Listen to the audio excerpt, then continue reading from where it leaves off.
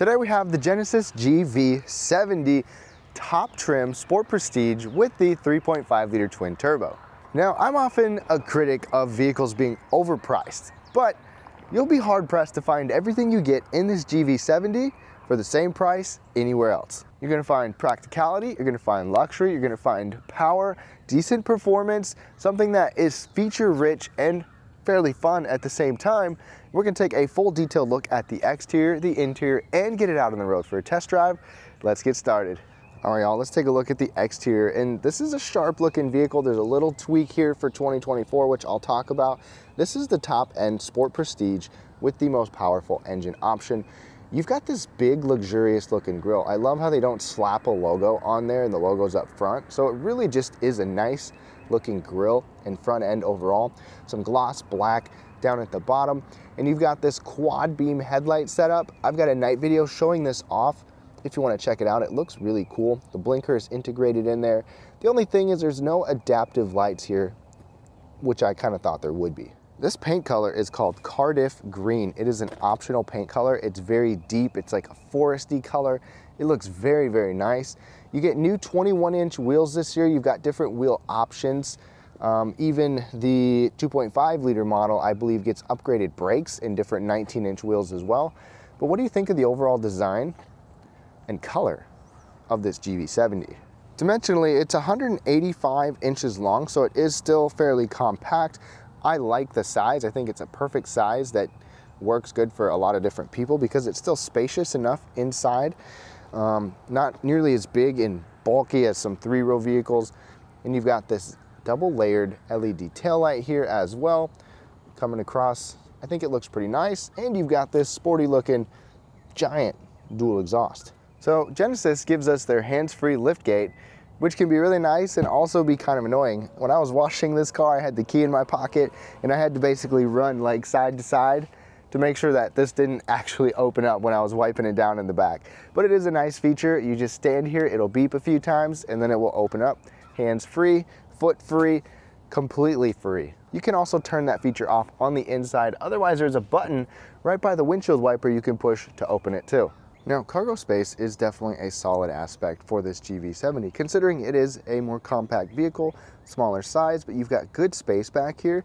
I mean, look, it actually looks nice and wide and fairly long.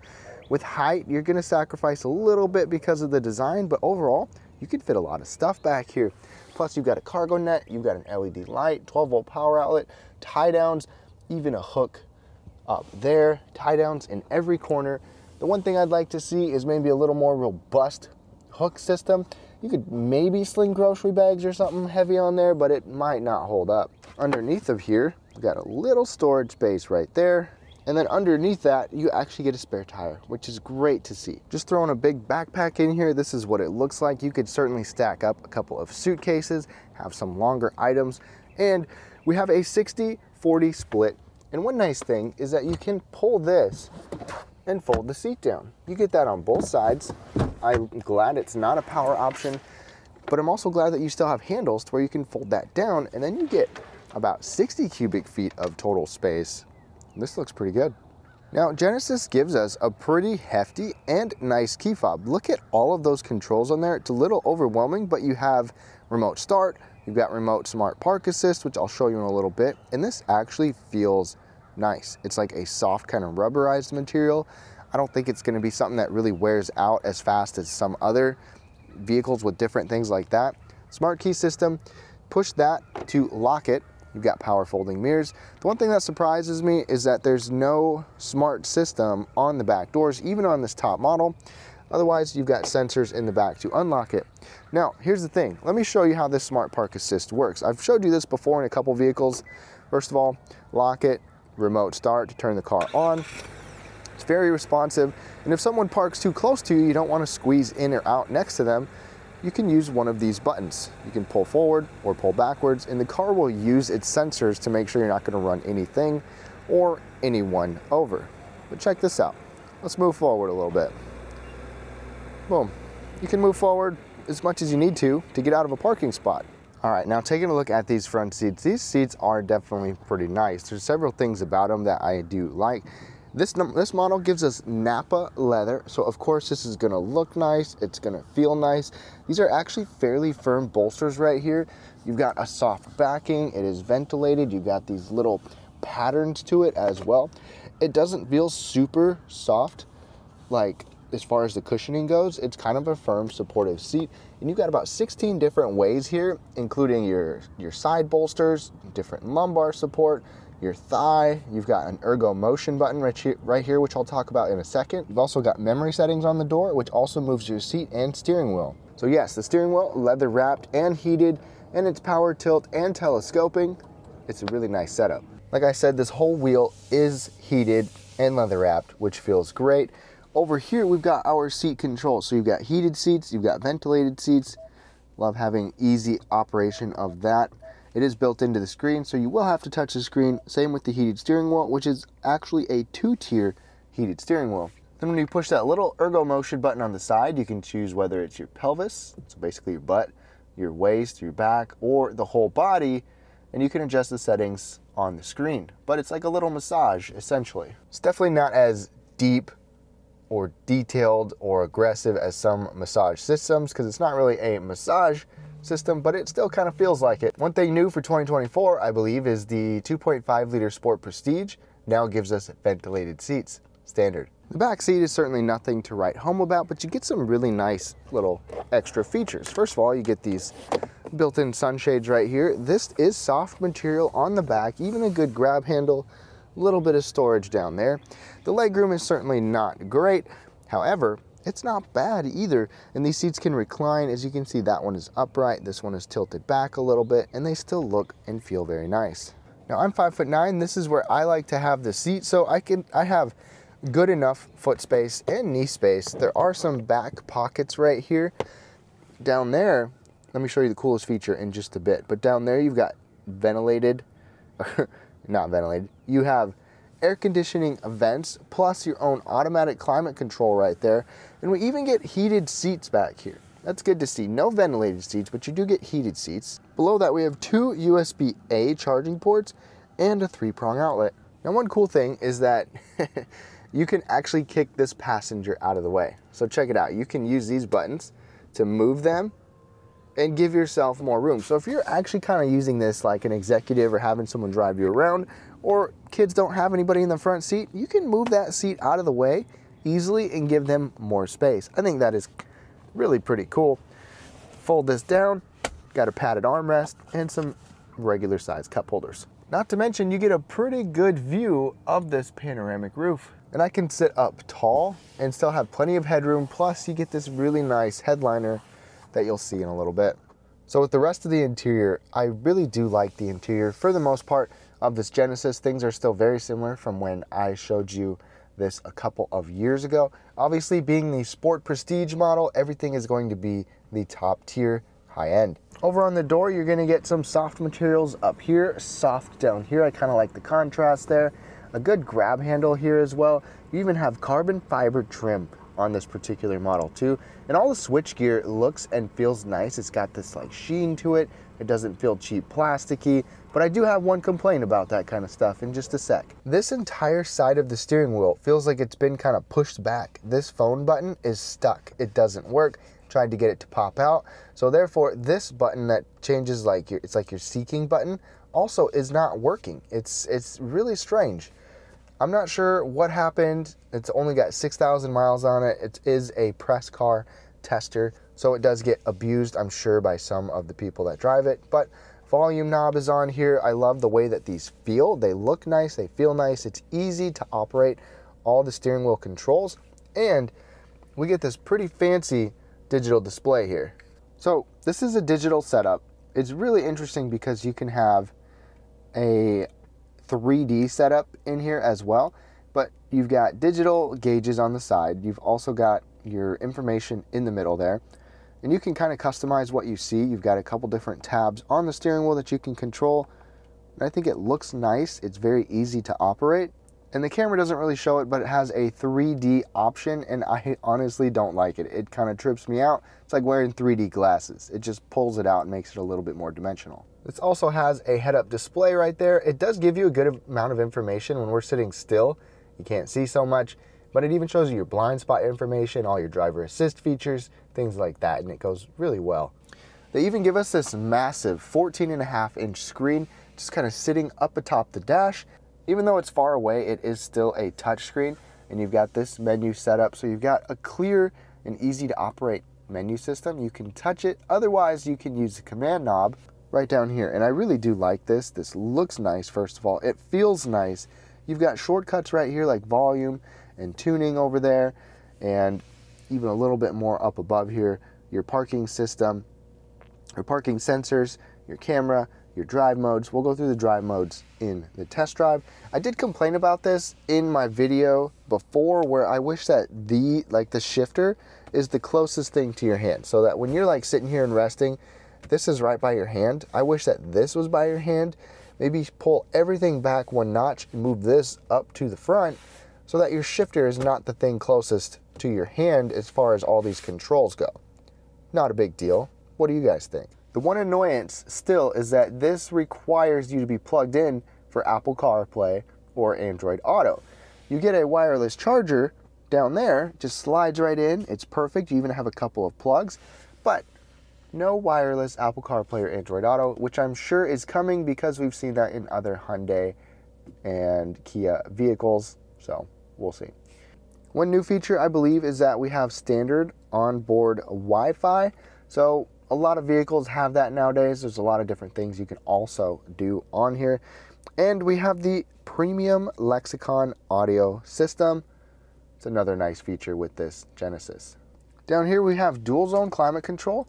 You can control it with each of those dials. You can even control whether your fan speed in auto mode will go to a low, medium, or high. I definitely like that, so you don't get blasted the second that it turns on.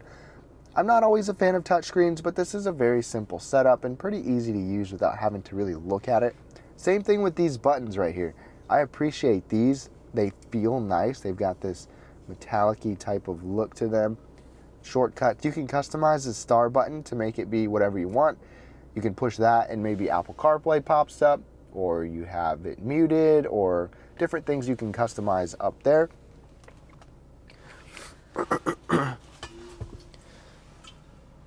Bottle holders are good size. No problems at all with that. Like I said, you've got a wireless charger, a couple charging ports up there. One more thing about build quality here. So this armrest is soft and feels nice, but it's like this button almost is like jammed to where it is a pain in the butt to open. Another thing that I just wouldn't expect, even in a car that doesn't get treated well, to have that problem. You have a 12-volt power outlet in here, and you've got some soft materials lined inside as well. Even more carbon fiber trim right here. Genesis just gives you an experience that is pretty nice with different materials, things like that. This is a lock-in glove box. It even is like a soft material glove box. That's crazy. This entire dash panel is just layers on layers of nice materials, soft opening and softly lined inside. You can also see some ambient lighting here tucked in back there. There's ambient lighting kind of sprinkled throughout the cabin. It looks really nice and gives you some good ambiance at night. I've got a night video showing that off in the previous model. Overhead, we got an automatic dimming rearview mirror with garage controls right there. There is a built-in sunglass holder up here. You've also got LED interior lighting. Looks pretty good. Even soft materials up here, like with your headliner. Pull this out, the entire visor slides, so that's always good. Not to mention, we get this panoramic roof overhead. Always nice to see. All right, y'all, we're behind the wheel of this GV70, and before I drove the 2.5 liter, which still is a punchy little vehicle, and I think it fits this small crossover well, and honestly, I think it's probably a better value with those trims that have that and some of the lower tier features, but this is definitely nice. I mean, when you get behind the wheel of the 3.5 liter twin turbo, you're gonna notice that it has a punch. It still feels fluid and smooth, but it's got some get up. And upgraded for 2024 with these models is an upgraded collision avoidance system. I'm not sure all the details, but that is something that Genesis updated. So it's always nice to see manufacturers doing a little bit year after year. You can definitely hear the note of that twin turbo V6 better than we can, you know, in some other vehicles. And we'll get going in a little bit. You can even adjust how much sound comes through on the screen here. So you go to vehicle settings, it's called active sound design, and it sets the engine sound effect. I'm going to turn it off to start with, and then I'll turn it on in a little bit, and you'll be able to hear some of the difference. One nice feature, we have the turn signal. When you have the turn signal on, you've got the blind spot view monitor, so you can see right next to the vehicle. It's just like a triple check to make sure nothing's there. Now, basic impressions of driving this day to day is that it's a great balance of ride and overall comfort, acceleration and power, and road noise. It just does a lot really well. Now here, if I get on it a little bit of pedal. Okay, it's very responsive. The twin turbo has a lot of torque early in its range, so you don't have to get on it a whole bunch to get all the power that you need. I mean, we're barely over 2,000 RPM, and it pulls pretty darn strong. We're on a very rough textured road, so this is one that can really show a lot of road noise in some vehicles, and it's maintained and controlled in this vehicle for the most part. Now I'm going to put the active sound design on its loudest change, still in like normal drive mode, pedal down.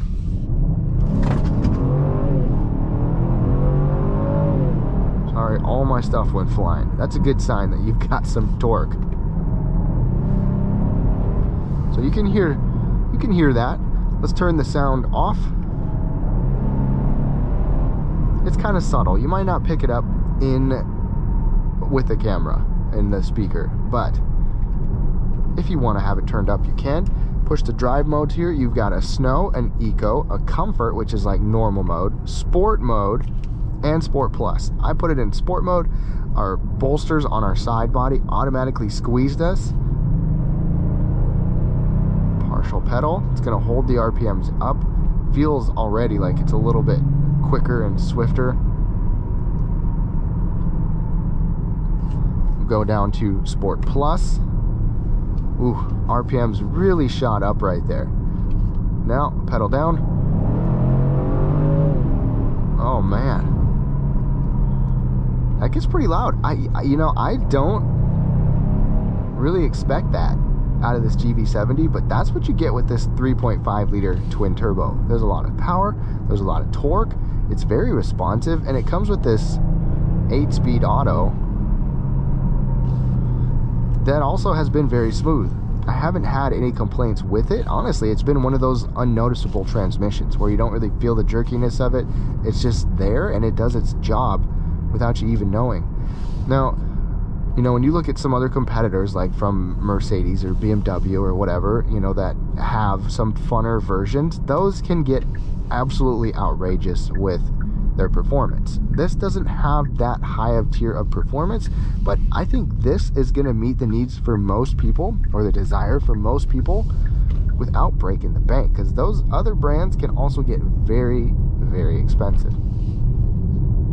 So overall, I like this interior. I like the driving dynamics. It's a great blend of everything that you'd want in a luxury vehicle while still being a good value. So to wrap things up on this 2024 GV70, there are a few little updates here and there sprinkled in, and overall it's still a nice vehicle, even going back to when they first introduced it. Those of you that want a luxury brand and the things that come with the luxury vehicles and give you the experience of a luxury vehicle with the materials, with the ambiance, everything like that, this Genesis definitely delivers. And like I said in the beginning, if you want to find everything you get with this for the same price anywhere else, I don't think it's going to happen. So let me know what your thoughts are down below. I have more videos of the GV70, like a night video showing off the lights, a pro-con video as well. If you want to see that, look in the description below. But thank you so much for watching. Have a great day.